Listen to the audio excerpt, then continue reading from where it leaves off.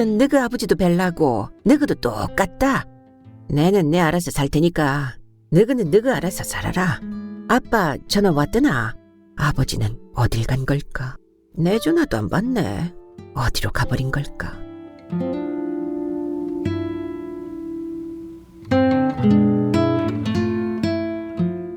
흰 콩떡. 김지현.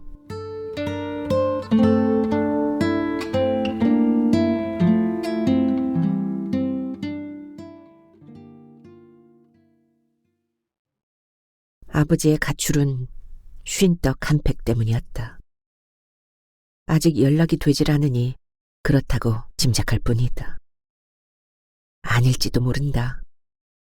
라면을 끓여 먹은 흔적으로 보아 밥이 없어서 그런 것일 수도 있다. 설거지를 하다만 흔적으로 보아 더러운 집 꼬락서니에 붉은 우라가 치밀었을 수도 있다. 그것도 아니면 일주일 만에 집에 돌아왔는데 어두컴컴한 실내가 서글펐던 것일지도. 가출이라는 것이 아버지에겐 좀 맞지 않지만 어쨌거나 지금 이 상황은 가출과 비슷해 보였다.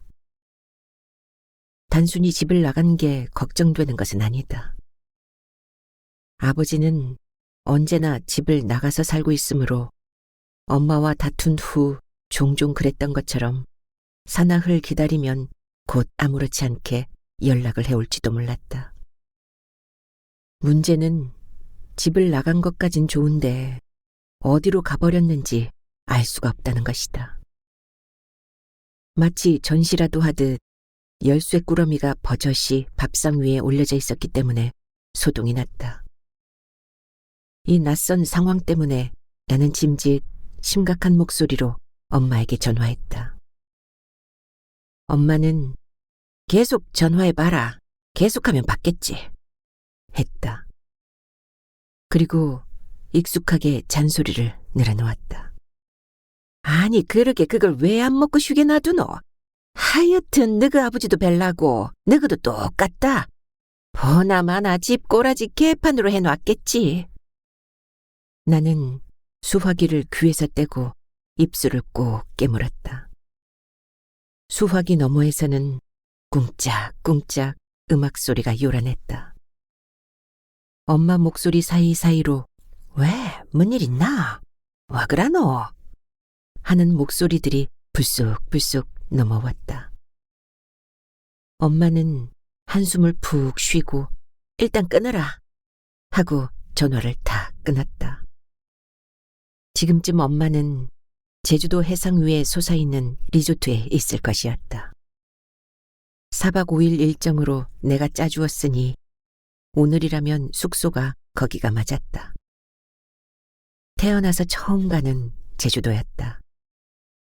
엄마는 출발하는 날 아침 불이 나게 공항으로 향하는 바람에 대리기사의 전화번호가 적힌 쪽지를 화장대 위에 두고 갔다.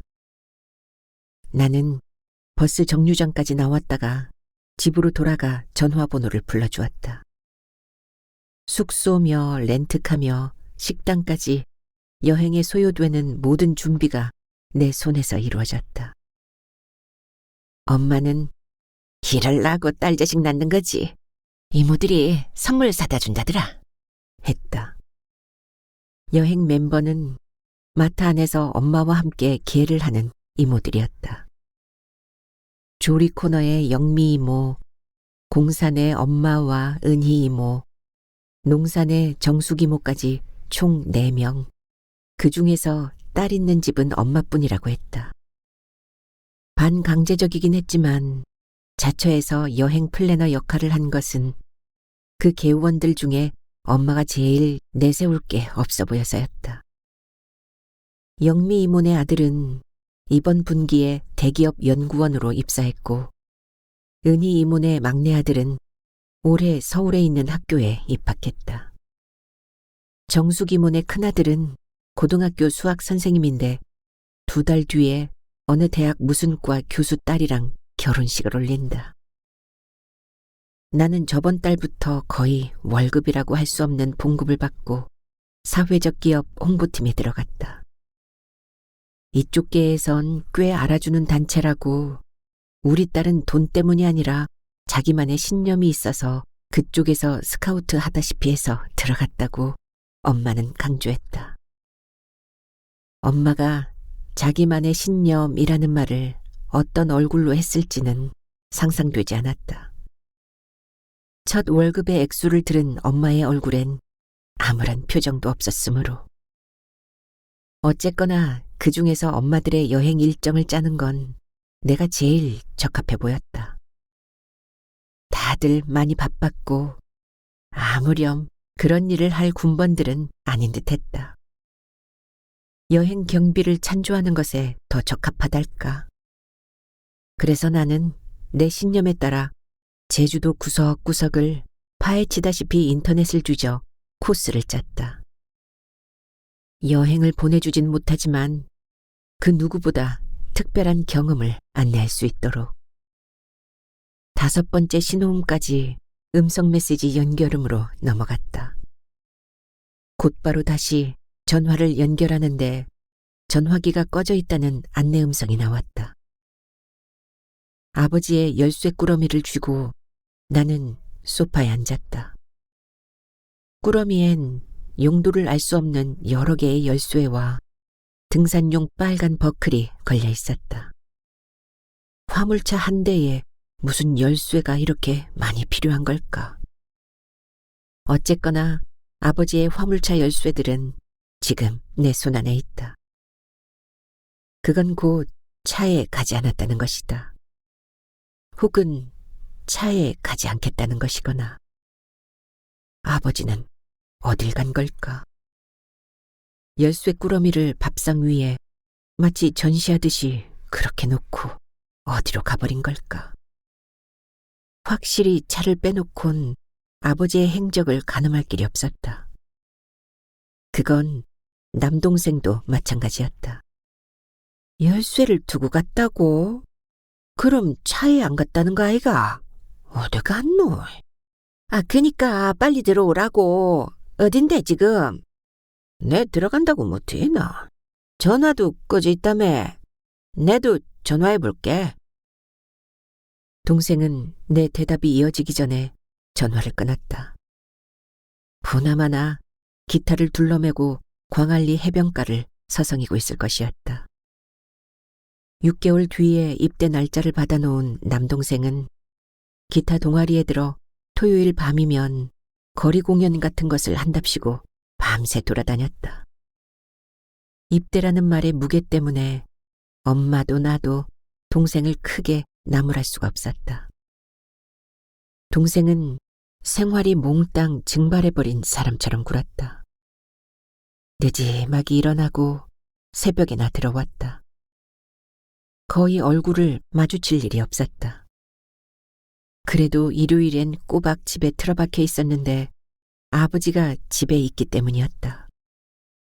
동생의 잦은 외박은 엄마와 내가 아버지 앞에서 쉬쉬하는 비밀이었다. 전화까지 끊기자 뭘 해야 할지 도무지 알 수가 없었다. 아무래도 차에 없는 아버지의 모습은 상상이 되질 않았다. 집보다 차에 있는 시간이 훨씬 더 많았고 얼마든지 차에서 오래 지낼 수 있도록 모든 준비가 되어 있었다. 여름용 이불은 겨울용으로 바꾸거나 급하게 집에서 빠뜨리고 간 것을 가져다 주기 위해 종종 아버지의 차에 가볼 때면 이 속에서 생활이란 것이 가능할까 싶도록 폐 창고 같은 형상에 흠칫 놀라곤 했다. 여러 켤레의 때 묻은 낡은 신발들이 발 디딜 틈 없이 바닥에 놓여 있고 걸레인지 수건인지 분간할 수 없는 천들이 뒹굴었다. 습기 찬 물병들이 여러 개, 전표 같은 종이 서류들이 수북하고 각색의 공구들이 널려 있었다. 문짝이며 의자 시트, 수납함은 검은 얼룩들로 찌들어 있었다. 누군가 지나가다가 휙휙 던져버리고 간 듯한 것들이 한데 뒤엉켜 있었지만 그 안은 아버지 나름의 질서가 있었다. 그 안에서 아버지는 월요일부터 금요일까지 부산과 강원도를 오가며 먹고 자고 운전했다. 검은 비닐봉지에 담긴 채로 휴지통에 처박혀 있는 쉰떡 한 팩을 꺼냈다. 팩을 감싼 비닐을 벗기자 콩떡의 쉰내가 훅 끼쳐 올라왔다. 떡만 음식 쓰레기통에 넣고 봉지와 스티로폼 용기를 분리해 각각 버렸다. 설거지통에 아버지가 쓰다만 듯한 거품이 말라붙은 수세미와 빨간 고무장갑이 내팽개쳐져 있었다. 고무장갑을 끼고 수세미에 세제를 더 묻혀 거품을 냈다. 밥그릇 한 개를 들어올려 닦는데 한 귀퉁이에 이가 빠진 것이 보였다. 아마도 이걸 마지막으로 닦다가 설거지통으로 집어 던졌나 보다. 이 빠진 그릇을 싱크대 위에 올려놓고 남은 그릇들을 하나하나 닦았다. 갑작스레 집안의 정막이 온몸으로 엄습해왔다. 아버지는 차에도 가지 않고 어디를 배회하고 있을까? 라면 찌꺼기가 묻은 냄비를 닦다 문득 엄마가 떠나는 날 아침에 받은 문자가 떠올랐다. 불고기 볶아서 냉장고 넣어놓았으니까 밥해서 렌지에 돌려 먹어라. 밥을 해먹지 않았으니 불고기도 냉장고에 그대로 있을 터였다. 닦던 그릇도 내려놓고 고무장갑을 벗고 전기밥솥 뚜껑을 열었다. 솥 벽에 밥알들이 말라붙어 있었다. 아버지도 밥솥을 열어보았을 것이다. 그리고 뚜껑을 닫고 냄비를 꺼내 물을 받아 라면을 끓였을 것이다. 잠깐 한숨을 쉬었을까. 아버지는 TV를 보면서 라면을 먹고 다 비운 냄비를 싱크대로 가져왔을 것이다. 김치를 냉장고에 넣다가 문득 식탁 위에 있는 검은 비닐봉지를 발견했을 것이다. 비닐봉지를 열어 쉰 떡을 확인하고 봉지째 쓰레기통에 처박았을 것이다.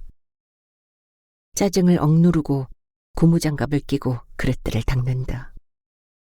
그러다가 불끈 억눌러지지 않는 우라통이 아버지의 가슴을 찢고 튀어올랐을 것이다.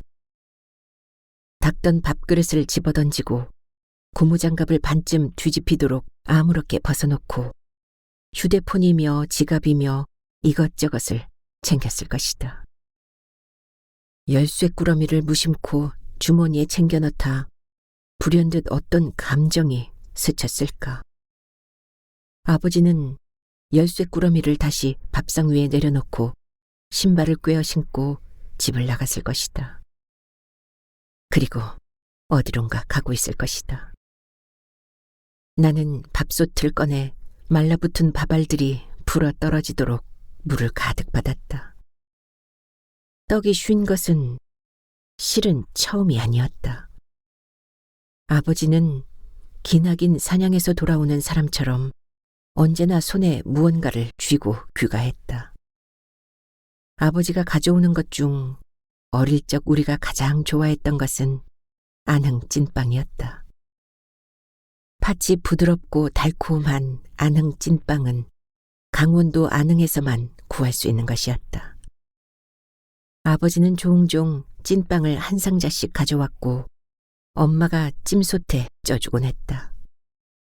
당시 안흥 찐빵은 비싼 것이었고 어떤 이유에선지 어느 순간부터는 볼 수 없었다. 찐빵 외에도 아버지가 가져오는 것은 다양했다. 센베이 과자 한 상자일 때도 있었고 먹을 것이 아닐 때도 있었다. 초등학교에 납품하던 나무 상판을 댄 철제 책걸상도 그중 하나였는데 동생과 내목 2세트를 가져와 한동안 사용하기도 했다. 그런 것은 짐으로 실어 운반해주고 감사인사 차원 정도로 받아온 것들이었다. 가끔 의외의 것들도 있었는데 휴게소 같은 데서 파는 2, 3천 원짜리 손바닥 책이었다. 국문학과로 진로를 결정한 고등학생 시절 아버지가 불쑥 책상 위에 내려놓았던 조그마한 책들은 내겐 꽤 낯선 것이었다. 아버지는 가방끈이 짧은 시골 출신이었고 아버지와 책이란 어쩐지 잘 어울리지 않았다. 책들은 대화의 기술, 만병통치 민간요법, 10분 투자 일본어 회화 같은 실용서들이 대부분이었고 촌스러운 표지에 내용도 엉성해 보였다. 그래도 어쩐지 트럭이나 좌판에서 그런 것들을 훑어보고 고심해서 골라 돈을 주고 샀을 아버지의 모습이 잘 상상되지 않아 웃으면서 받았다. 읽어볼 기회는 없었다. 전두 옆 어디쯤에서 이미 그 책들은 읽을 만한 가치가 없는 것들로 판명나 기념품 정도로 분류되어 잊혔다. 쉰 떡들도 그런 종류의 한 가지였다. 아버지에게 떡은 밥보다 아내보다 더 아버지와 가까운 무엇이었다. 유독 떡을 좋아하는 것도 있었지만 밥 먹을 시간도 없이 시간에 맞추어 도착하기 위해 운전할 때나 큰 공장 같은 데서 짐을 풀기 위해 하염없이 기다려야 하는 시간들에 아버지의 시장길을 채워주는 것은 떡이었다. 잘 쉬거나 굳는 탓에 쌓아두고 먹을 수도 없는 떡들을 때마다 고심해서 고르는 아버지의 눈은 그 어느 때보다 반짝였다. 아버지는 귀갓길에 불어 시장 어디 맛있는 떡집에 들러 떡 2팩씩을 사왔다. 아버지의 유별난 떡사랑 때문에 여름이면 엄마와도 종종 말다툼이 일었다. 금세 쉬는 떡들은 사온 그 자리에서 다 먹어치우지 않으면 곧 냉동실 행위였고 냉동실에 들어가고 나면 쉽게 방치되었다. 그렇게 냉동실엔 떡이 쌓여가고 아버지는 계속해서 새 떡을 사날랐다. 동생과 나도 떡을 좋아하는 편이었는데 문제는 아버지가 사오는 떡의 종류였다. 우린 달짝지근하고 고소한 송편이나 꿀떡, 경단 같은 것을 좋아했는데 아버지 취향엔 콩떡이나 팥고물떡, 감자떡 같은 것들이 더 맞았다. 그래서 여러 종류를 사오더라도 언제나 비슷한 것들이 남아 냉동실에 쌓였다. 때때로 냉동실로도 가지 못한 채 쉬어버린 떡들은 아버지가 돌아오는 주말이 되기 전에 엄마가 처리했다.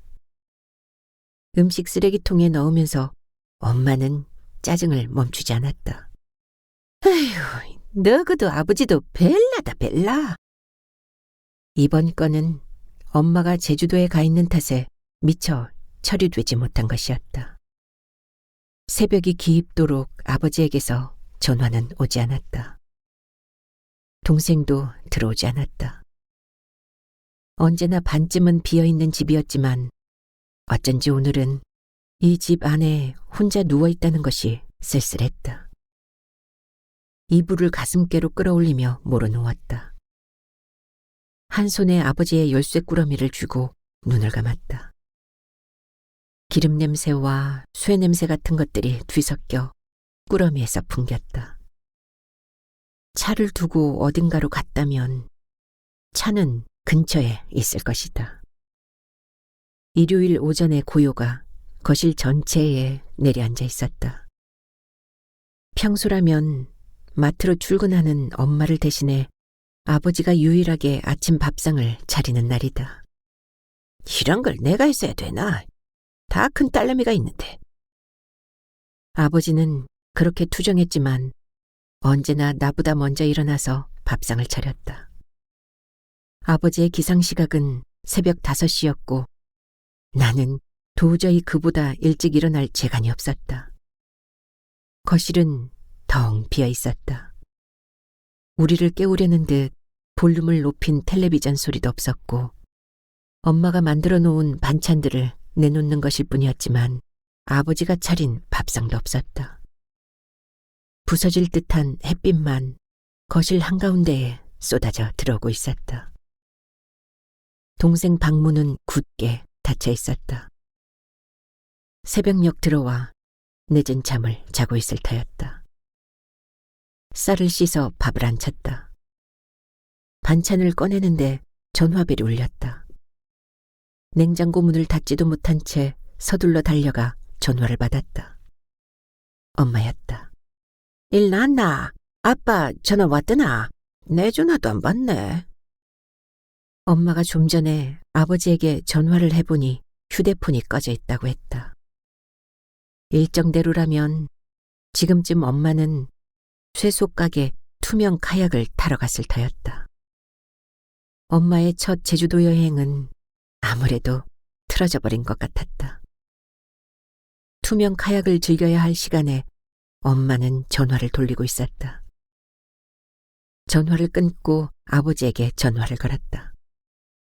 신호가 갔다. 신호음은 음성 안내를 하는 여자를 향해 쉼없이 달려갔다. 막 전화가 끊어질 듯 신호음이 길어지는데 달칵 소리가 났다. 전화가 끊기지 않은 것이었고 아버지가 전화를 받았다는 것이었다.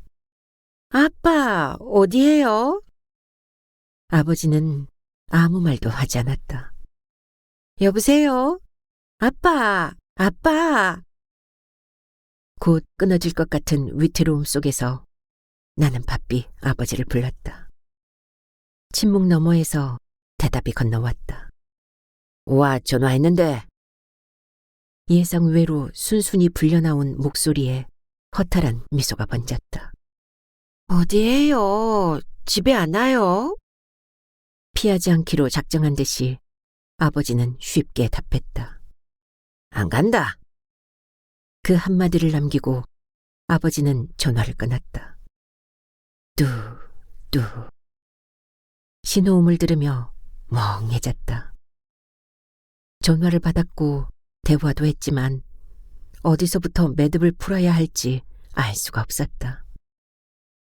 잠든 동생을 부랴부랴 깨워 다시 전화를 걸었지만 아버지는 받지 않았다. 동생은 인상을 쓰며 곧 들어오겠지. 저번에도 그랬잖아. 하고 소파 위에 풀썩 누웠다. 5년 전 동생은 그때를 말하는 거였다. 그때 아버지는 일주일 꼬박 연락 두절 상태였다. 엄마는 꼭 뭐가 씌인 것 같은 날이라고 말했었다. 콩나물국, 그땐 콩나물국 때문이었다. 아버지가 집을 떠나기 전 온 가족이 다 함께 식사하는 월요일 아침이었다. 동생은 냉장고에서 반찬들을 갖다 나르고 나는 수저를 하나하나 놓았고 엄마는 생선을 굽고 식사를 준비했다. 아버지는 천천히 안방에서 나와 식탁 앞에 앉았다. 을의 암묵적 규칙처럼 모두가 함께 아침을 먹어야만 하는 일주일 중 유일한 날이었다. 동생은 덜 깬 잠을 쫓듯 하품을 늘어지게 했고 나는 생애 유일한 20살을 보내는 중이었으므로 그날의 코디를 맞추느라 여념이 없었다. 모두가 식탁 앞에 모였고 밥이 날라왔고 그리고 콩나물국이 올랐다. 엄마와 동생이 국을 첫 술 떴고 나는 생선을 찢고 있었다.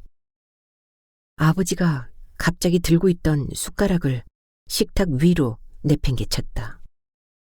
엄마의 놀란 눈이 아버지를 향했고 동생이 튄 숟가락에 맞았다.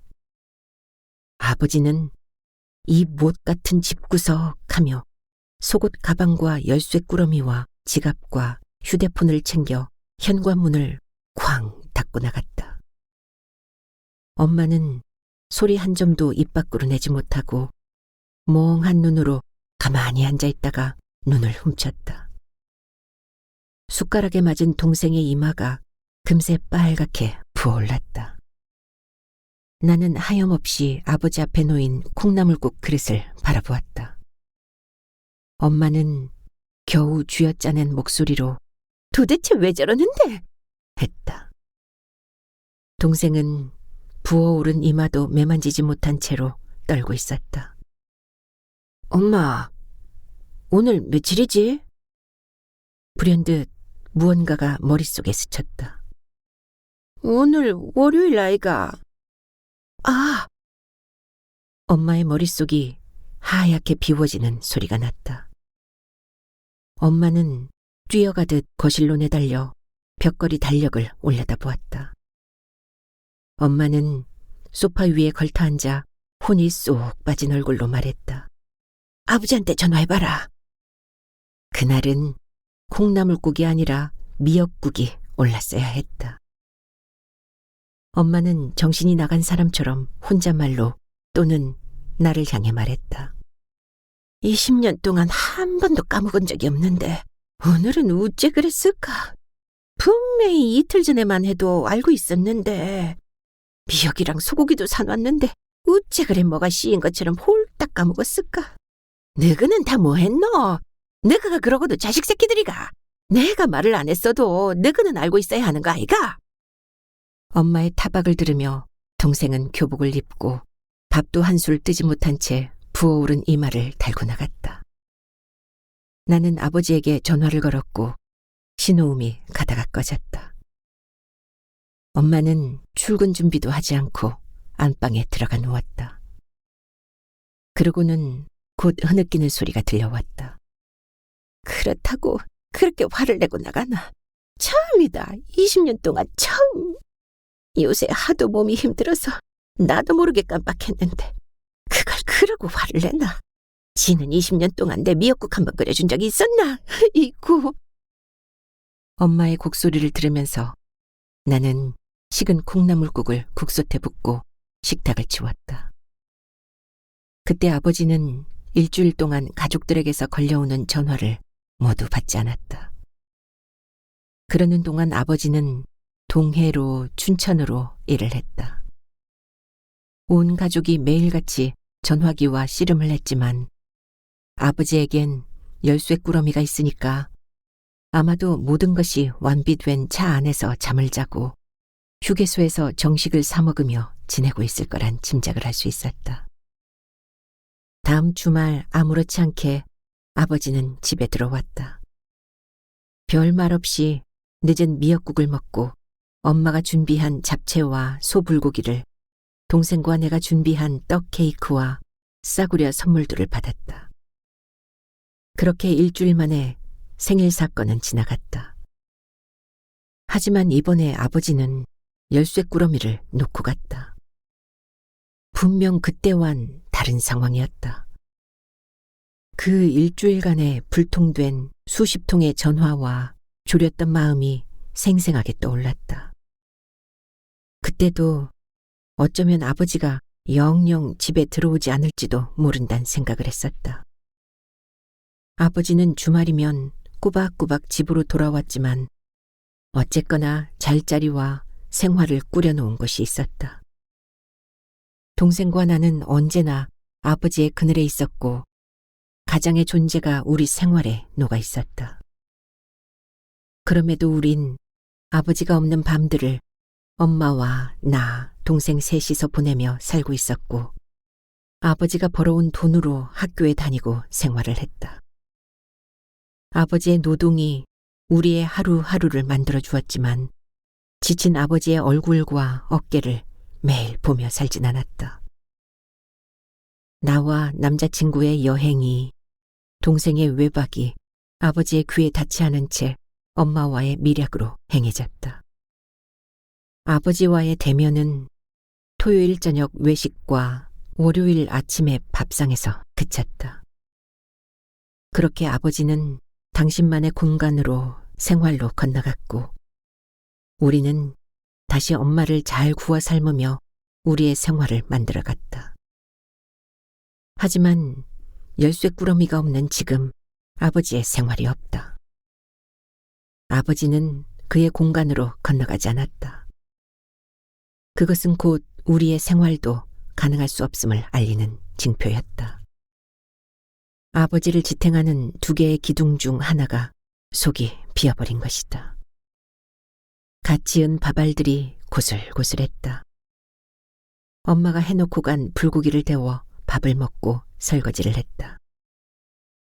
침대에 들어누운 동생을 깨워 다시 전화를 걸었다. 이번에도 아버지는 동생의 전화를 한 차례 받았다. 내는 내 알아서 살 테니까 너는 너가 알아서 살아라. 동생이 아버지가 한 말을 흉내냈다. 엄마를 뺐던 동생은 커가면서 아버지를 닮아갔다. 아버지와 판박이었던 나는 종종 엄마와 외출을 하면 분위기가 많이 닮았다는 소리를 들었다.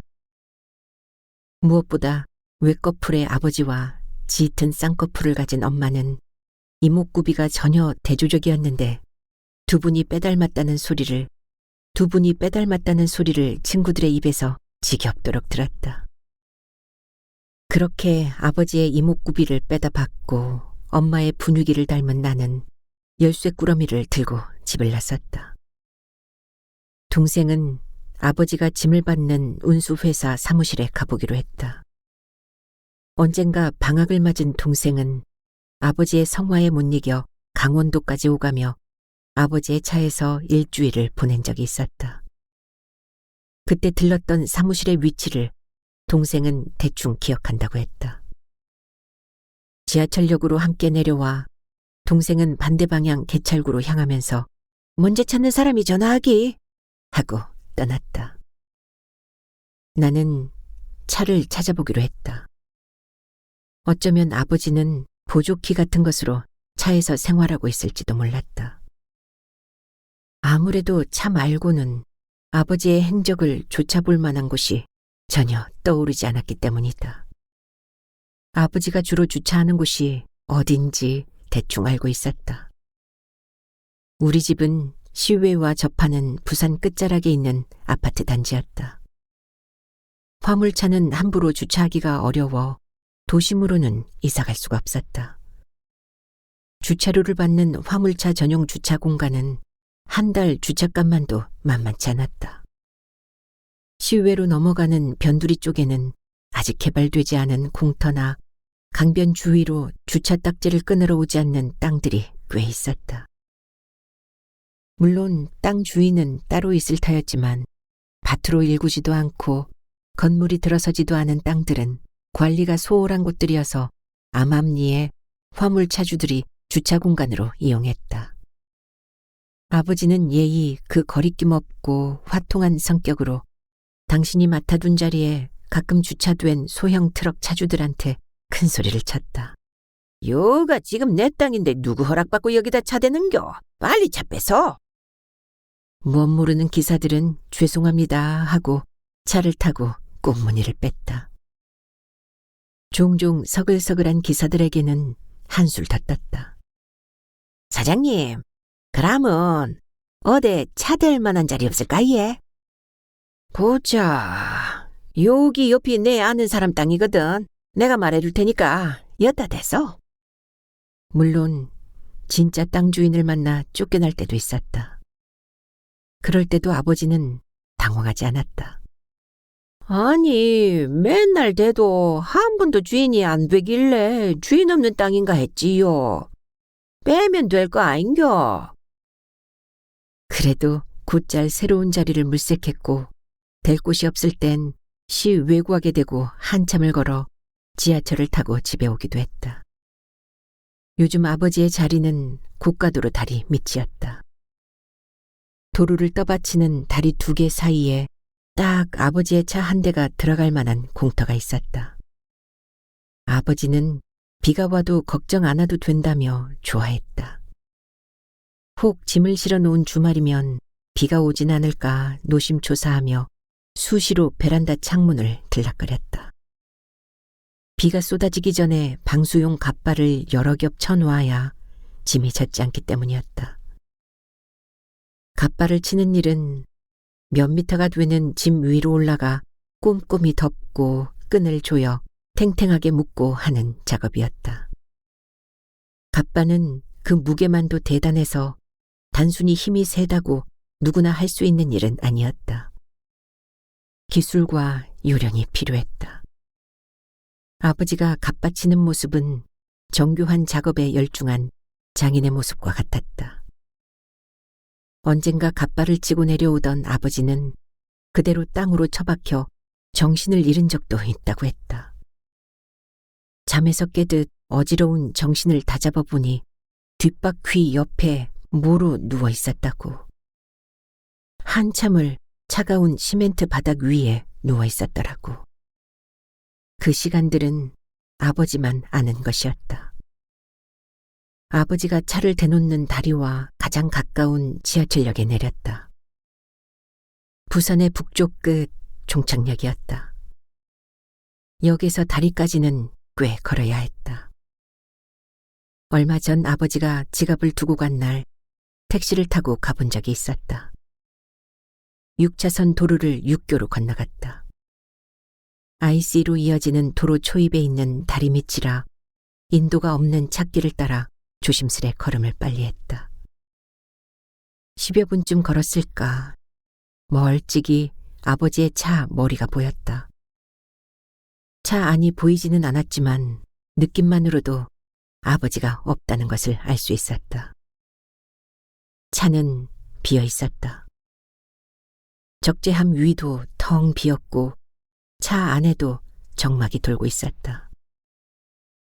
열쇠 꾸러미에서 열쇠를 하나 골라 운전석 구멍에 밀어 넣었다. 단번에 잠금쇠가 돌아갔다. 아버지가 왔다 간 흔적은 없었다. 운전석 뒤쪽 간이 침대도 텅 비었다. 그대로 문을 닫으려다 발판을 딛고 운전석으로 올랐다.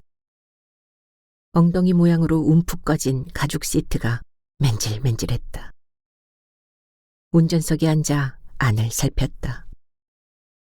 쓰레기며 공구며 구분할 수 없는 잡다한 것들이 비슷하게 때가 타 있었다.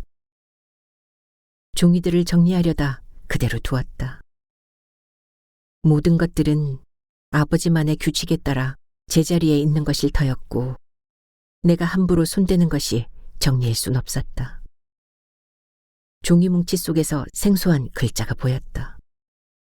세금 계산서를 비스듬히 접은 뒷면에 흰이라는 단어가 적혀 있었다. 흰색도 아니고 흰이라니. 흰면이라 낙서처럼 적어 넣은 흰인가 하다가 아차 싶게 무언가가 뇌리를 강타했다. 아버지의 행방에 관련된 것은 분명히 아니었다. 며칠 전에 낯선 통화가 불쑥 떠올랐다. 처음 듣는 아버지의 주저하는 듯한 목소리. 더듬더듬 확신 없는 말투. 여느 때와 다를 것 없는 하루의 안부를 묻고 전하는 통화였다. 장난스럽게 어디시오 하면 아버지는 어대면 와, 말하면 네가 어딘지 아나? 하고 둘이서 킬킬 웃었다. 엄마는 묻길래 씻는다고 했고 얼른 저녁 먹어라 하는 말로 통화가 끝나나 싶었다. 그 뭐고 하며 뜸을 들이는 아버지의 목소리가 이어지자 귀를 기울였다. 뭔가 전할 말이 있는가 싶었다. 아버지는 대뜸 요새 그 책이 유명하다며 했다. 흰이라든가 뭐라든가 뭐 상도 받았다 카던데 했다. 아버지의 말을 되짚으며 한강 작가의 흰? 하고 물었다. 아버지는 그래 맞다 하며 목소리 톤을 높였다. 나는 전화기를 고쳐들며 베란다를 서성였다. 아빠가 그걸 웃지 않은데 이번에 새로 나온 소설인데 라디오에서 나오대. 빨리 밥 먹어라. 아버지는 서둘러 전화를 끊었다. 그때 나는 창밖을 내다보며 한참을 서 있었다. 처음 말을 배운 사람처럼 흰이라고 발음하는 아버지의 음성이 맴돌았다. 흰이라니. 강 너머 멀리서 온갖 불빛들이 조글조글 빛났다. 화물차의 헤드라이트 같은 것들이. 세금 명세서 뒷면에 적힌 흰은 분명히 아버지의 글씨가 맞았다. 라디오를 들으며 한강 소설가가 맨부커상을 수상했다는 이야기를 들었을 테고, 누군지는 모르지만 여하튼 그런 작가의 신작이 나왔다는 이야기가 아버지에게 한 글자의 책 제목과 상을 받았다로 간추려져 내게 전해줄 메모가 되었던 것이다. 희인이 적힌 세금 명세서를 반으로 한 번 더 접어 주머니에 넣었다.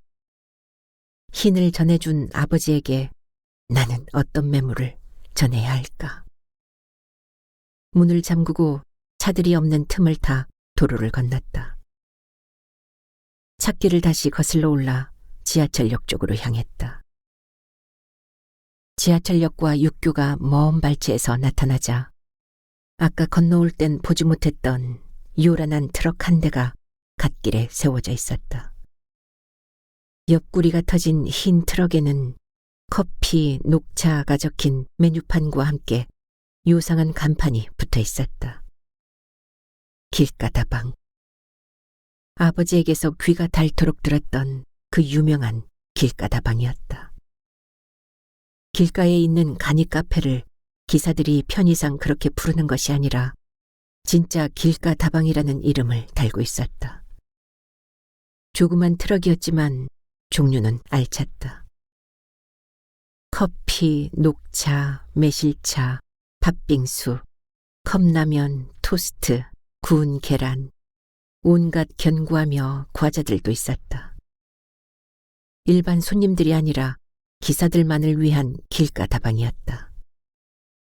차가 없이는 휘 올 수 없는 길가에 멀거니 세워놓은 길가다방은 꽤 큰 공터를 끼고 있었고, 조촐하게 플라스틱 테이블 한 개와 의자도 몇 개 가져다 놓았다. 아버지는 종종 일요일 아침 밥상 대신 길가다방표 토스트를 가족 수대로 사오기도 했다. 종종 썬 양배추에 계란물을 입혀 구운 프라이를 넣은 뻔한 토스트였는데 우린 그렇게 맛있을 수 없다는 아버지의 장단에 응했다. 길가다방에는 온 동네 기사들이 다 모였다. 화물기사부터 택시기사, 모 국회의원의 운전기사까지 길가다방 앞으로 모여들었다.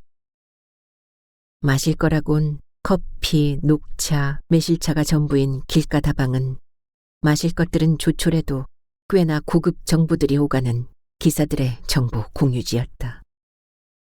아버지는 귀갓길엔 정해진 일정처럼 길가다방에 들러 일주일치 시름을 쏟아내고 운송 경로나 아파트 시세 같은 것들에 대한 정보를 한아름 챙겨왔다.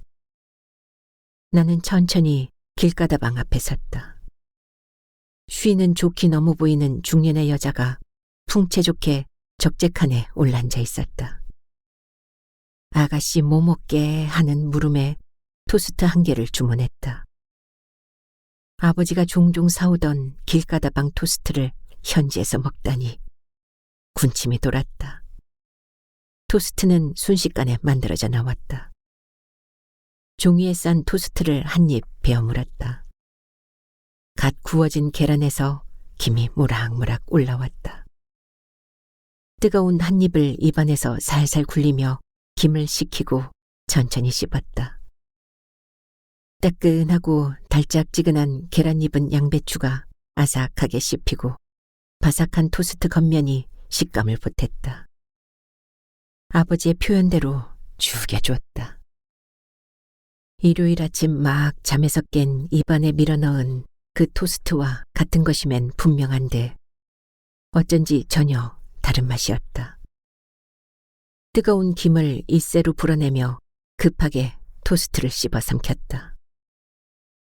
길가다방 주인이 천천히 먹어라 하면서 차가운 매실차를 종이컵에 따라 건넸다.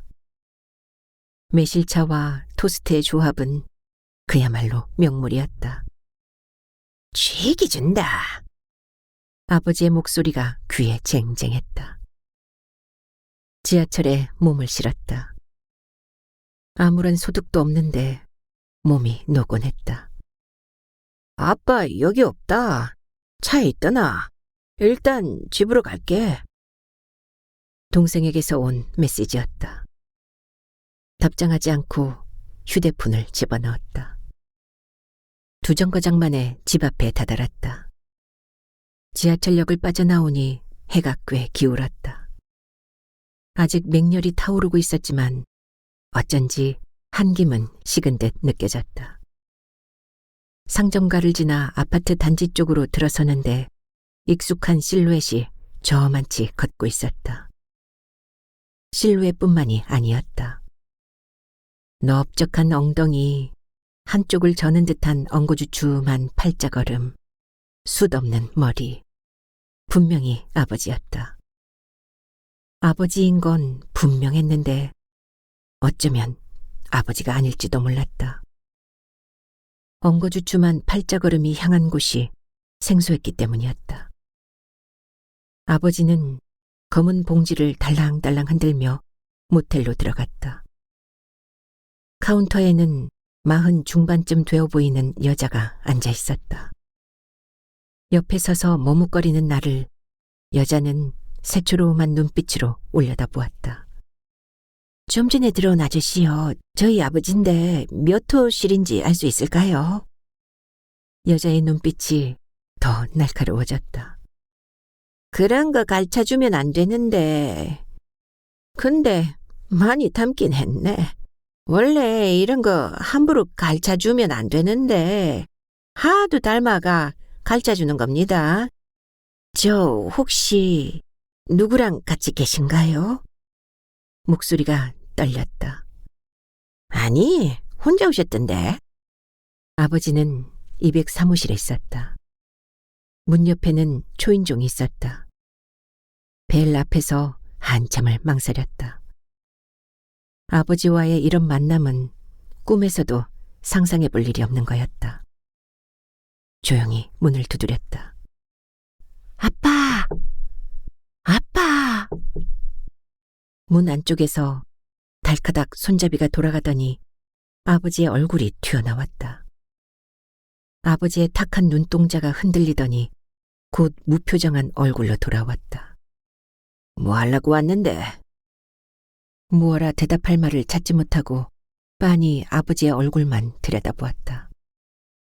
눈가 주름이 검게 패여 있었다. 아버지는 별말 없이 방으로 들어갔다. 문을 닫지 않았고 나는 그것을 들어와도 된다는 허락으로 받아들였다. 방 안에서는 텔레비전 소리가 요란했다. 일요일 저녁 시간에 하는 예능 프로가 틀어져 있었다. 아버지는 침대 위로 올라가 자연스럽게 하던 일을 마저 했다. 스마트폰에 얼굴을 받고 바둑을 두고 예능 프로에서 흘러나오는 소리에 뜨문뜨문 웃었다.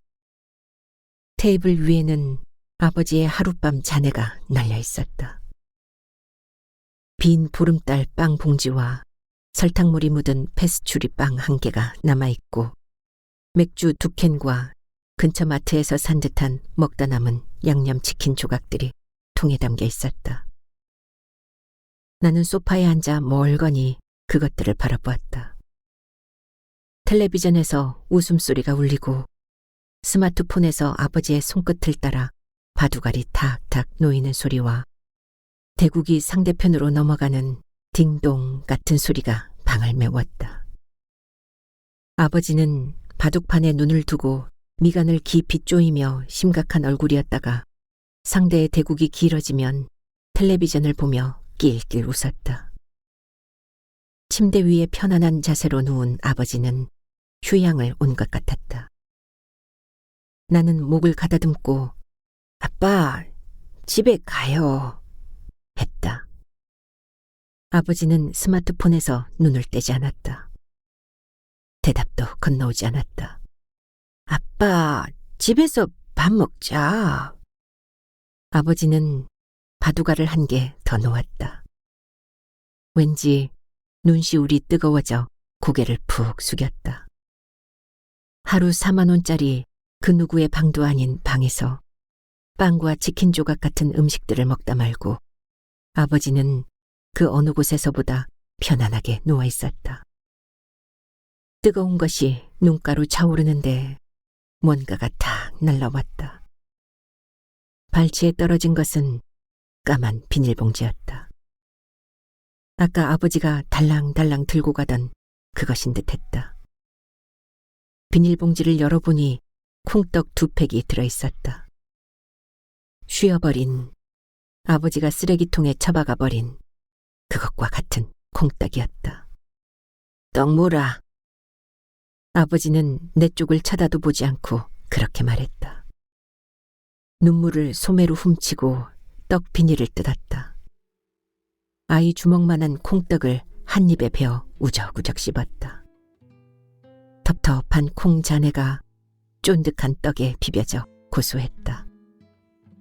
한 개를 모두 삼키고 다시 한쪽을 베어 물었다. 아무 생각도 차오르지 않았다. 그저 아버지가 떡무라 해서 떡을 먹었다. 아버지가 흘끔 이쪽을 건너다 보았다. 그거 다 먹고 가라. 좀만 쉬다 갈 끼다. 상대편의 바둑알이 탁 놓였고 누군가가 어쩌면 언제나 그렇듯 아버지의 패가 결정된 듯한 알림이 울렸다. 아버지는 에이, 치미. 하고 새로운 대국을 시작했다. 나는 콩떡 한 팩을 천천히 먹었다. 텔레비전의 웃음소리와 아버지의 바둑알 소리와 떡살이 쪼각쪼각 씹히는 소리를 들으면서 천천히 떡 한 팩을 모두 먹었다. 쉬어버리기 전에 모두.